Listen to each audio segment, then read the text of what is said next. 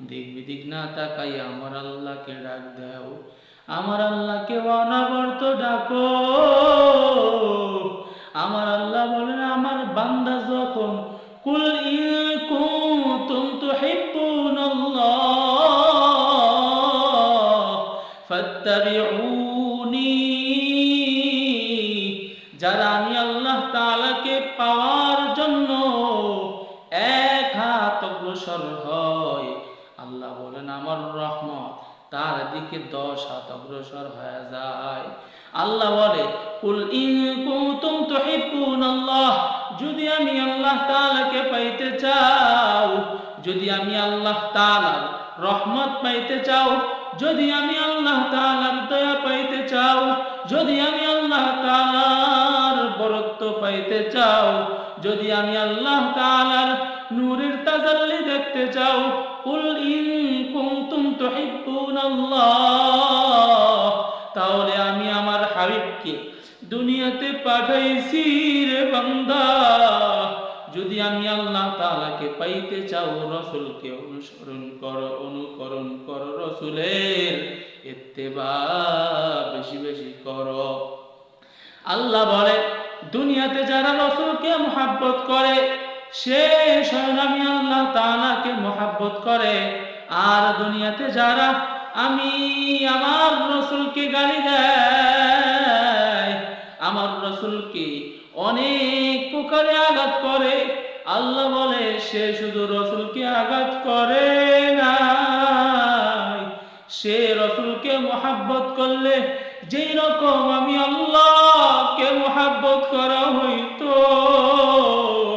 ওই রকম রাসূলকে গালি দিলে আমি আল্লাহকে ওই রকম গালি দেওয়া হয়। ও দুনিয়ার মানুষ, বুঝো না, বুঝো না, রাসূলকে যদি মুহাব্বত করো, আল্লাহকে মুহাব্বত করা হয়।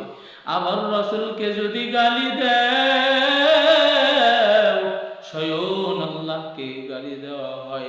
দুনিয়ার মানুষ কতভাবে গুনাহ করে, কতভাবে শিরক করে, কতভাবে আল্লাহ তাআলার সঙ্গে অন্যকে শরীক বানায় দেয়, নিজেই বলতে পারে না। আল্লাহ তাআলা আমাদের এইগুলা কথা থেকে, কাজে থেকে সবাইকে হেফাজত করুক।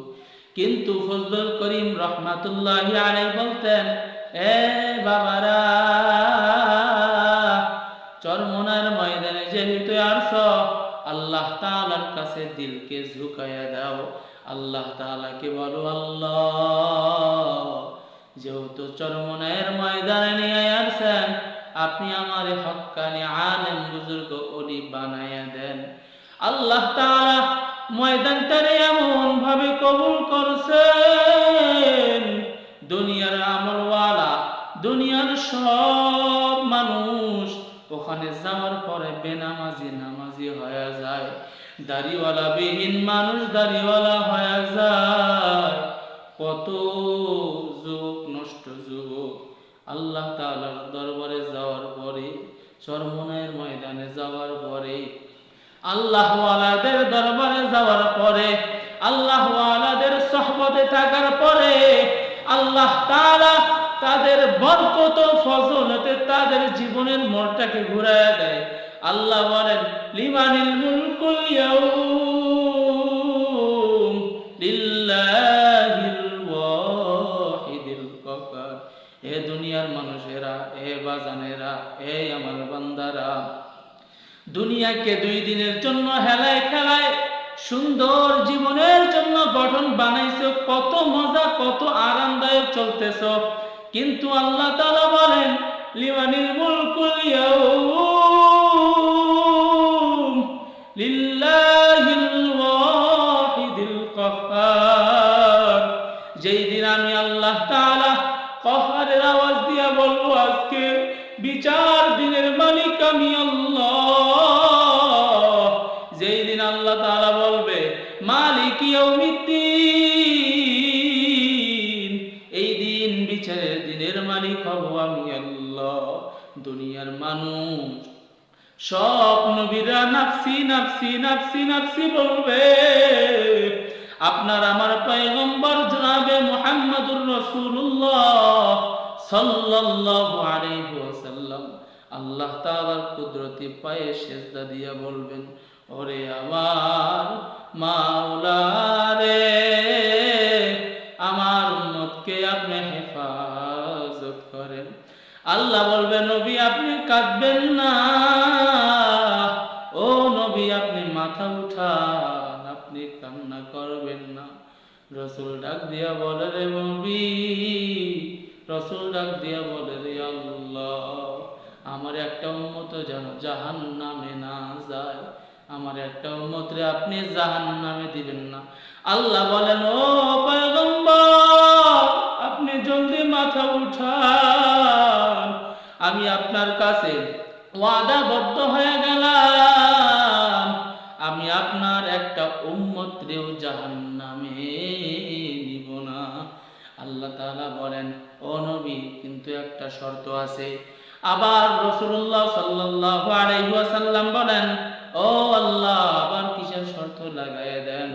আল্লাহ তাআলা বলে, দুনিয়াতে যেই বান্দাগুলা আমি আল্লাহ তাআলা তাদেরকে খাওয়াইলাম, আমি আল্লাহ তাআলা তাদেরকে পড়াইলাম, আমি আল্লাহ তাআলা সূর্যের তার খাদেম বানিয়ে দিয়েছি, আমি আল্লাহ তাআলা জমিন তার খাদেম বানিয়ে দিলাম, আমি আল্লাহ তাআলা গোটা আসমান জমিন তার খাদেম বানিয়ে দিলাম।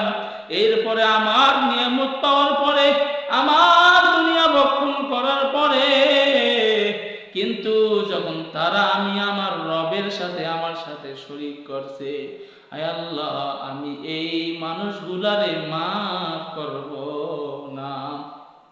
রাসূল বলেন, আল্লাহ আপনি যেই কথা বলছেন সেই কথার দিকে আমি একমত হয়ে গেলাম। দুনিয়াতে যারা আপনার সঙ্গে শরীক করছে, দুনিয়াতে যারা আপনার সঙ্গে শিরিক করছে, আয় আল্লাহ আপনি তাদেরকে জাহান্নামের শাস্তি দিয়া হইলেও এরপরে জান্নাত দিয়ে দিবেন। আল্লাহ বলেন, কু আনফুসাকুম ওয়া আহলিকুম নারা, ও নবী দুনিয়াতে আপনার উপরে কোরআন নাযিল করলাম, সেই কোরআনের মধ্যে আয়াত দিয়ে বলছি, কু আনফুসাকুম ওয়া আহলিকুম নারা, নবী আপনি আগে বাঁচবেন, এরপর আপনার আহাল পরিবারদেরকে বাঁচাবেন, কিন্তু আপনি বাঁচানোর পরে আপনার পরিবার আহালদেরকে তো বাঁচাইছেন, কিন্তু শেষ জামানার দিকে এই যে 1400 বছর পূর্বে, 1400 বছর পূর্বে এত পরিমাণ শিরকি করে, এত পরিমাণ বেহায়া বেলজ্জ আল্লাহ তাআলার সঙ্গে শরীক করে, আল্লাহ তাআলা তার জবান রে এত শক্ত বানায় দিছে, আল্লাহ তাআলা তার জবান রে এত শক্ত বানায় দিছে, সেই মানুষ 40 বছর 50 বছর হয়ে গেল, এরপরে একটা ওয়াক্ত নামাজ মসজিদে গিয়া পড়ে না।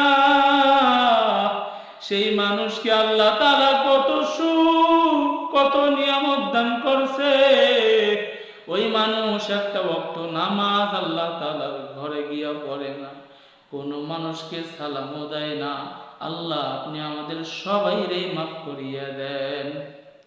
আল্লাহ তাআলা বলে, এরপরেও 40 বছরে মসজিদে যায় নাই, এরপরে 40 বছর কোনো আমল করে নাই, এরপরে আমি আল্লাহ তাআলা আমার খাজানা থেকে তার নিয়ামত বন্ধ করি নাই, কিন্তু একটা কষ্ট লাগছে, আমি মহান রবের দরবারে বান্দা যখন শরীক করে, আমি আল্লাহ তাআলা ওয়ামতাজুল ইয়াউমা আইয়ুহাল মুজরিমুন, আমি আল্লাহ তাআলার রাগ কন্ট্রোল করতে পারি না, কিন্তু রাসূলের কাছে ওয়াদাবদ্ধ হয়ে গেছি, ও পয়গম্বর আপনার উম্মতকে আমি জাহান্নামে দিব না। আমি রাসূলের কাছে এমন অবাধ্য মহৎ মাইরা দিছি, ও পয়গম্বর আপনার উম্মতকে একটা কেউ জাহান্নামে দিব না, কিন্তু পয়গম্বর একটু দুনিয়ার মধ্যে বলে দেন কেউ যেন আমার সঙ্গে শরীক না করে। রাসূল এইভাবে দাওয়াত দিতে থাকেন। যখন তেনার চাচা আবু জাহেলের কাছে গেলেন, আবু তলেবের কাছে গেলেন, আবু তালেবের কাছে যাওয়ার বলে, চাচা আল্লাহ তাআলা একটা কালেমা বানাইছেন, ওই কালেমা আমার উপরে মোহর মাইরা দিছেন, আমারে নবী বানাইবেন। চাচা আবু জাহেল বিশ্বাস করে না। আল্লাহ তাআলা বলে, পয়গম্বর বিশ্বাস না করলে করার কিছুই নাই। আমি আল্লাহ তাআলার হাতে হেদায়েত, আপনার কাছে হেদায়েতের চাবি।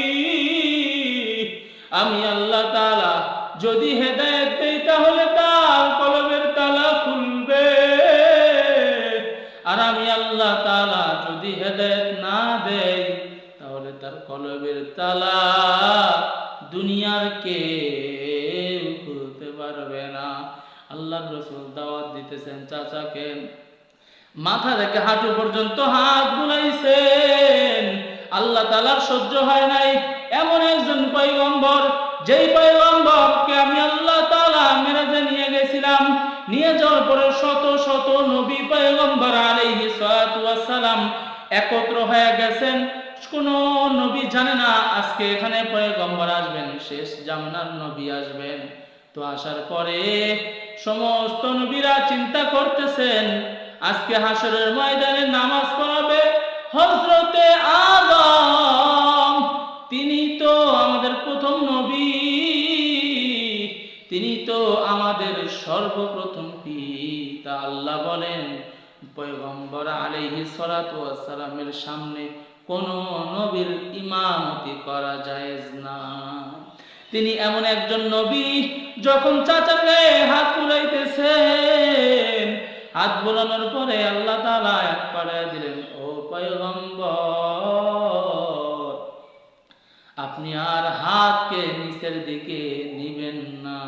আল্লাহর রাসূল ওখানে বন্ধ করে দিলেন, আর বললেন, চাচা গো আপনি আমাকে মানার দরকার নাই, আপনি শুধু বলেন লা ইলাহা ইল্লাল্লাহ, আল্লাহ বাদে কেহ মাবুদ নাই। দুনিয়ার মানুষ আজকে জিকির করলে বলে লা ইলাহা ইল্লাল্লাহ, সরমুনাই ওয়ালাদের জিকির। আজকে সুবহানাল্লাহ জিকির করলে বলে সরমুনাই ওয়ালাদের জিকির। আজকে আলহামদুলিল্লাহ জিকির করলে বলে সরমুনাই ওয়ালাদের জিকির। আজকে আল্লাহু আকবার জিকির করলে বলে সরমুনাই ওয়ালাদের জিকির। আজকে ইল্লাল্লাহর জিকির বললে বলে সরমুনাই ওয়ালাদের জিকির।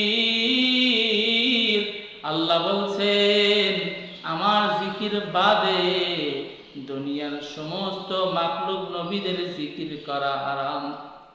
আল্লাহ বলেন লা ইলাহা, কোনো ইলাহ নাই, লা ইলাহা কোনো মাবুদ নাই, ইল্লাল্লাহ শুধু আল্লাহ আছেন। আল্লাহ বলেন যখন আপনি জিকির করবেন মাথাকে ডান দিকে ঘুরাইয়া বলবেন লা ইলাহা ইল্লাল্লাহ, অন্তরে খেয়াল রাখবেন, জবানে আওয়াজ করবেন, আর বলবেন নাই নাই নাই, বলবেন লা ইলাহা ইল্লাল্লাহু মুহাম্মাদুর রাসূল।